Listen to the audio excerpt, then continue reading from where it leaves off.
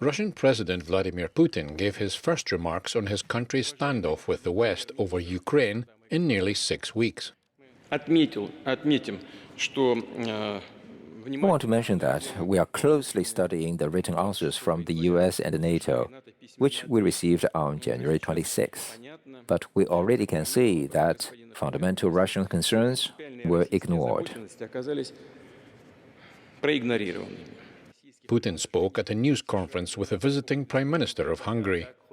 He was responding to letters that NATO and the US sent to Moscow in late January. In them, they formally rejected Russian demands to bar Ukraine from ever joining NATO and to pull out NATO forces from Eastern Europe. Putin says this violates their obligations on the integrity of security for all nations. It's not just the issue of allowing somebody to choose a way to ensure their security freely.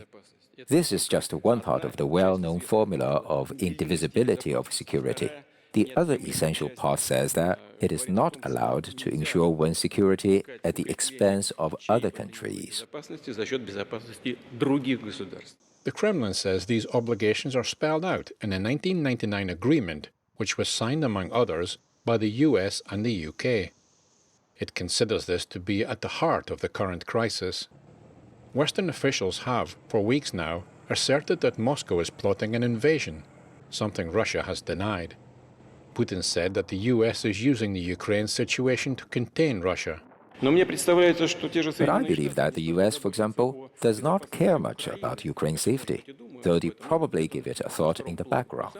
But their main task is to contain Russia's development. That is the problem. In this context, Ukraine is just a tool to reach this goal.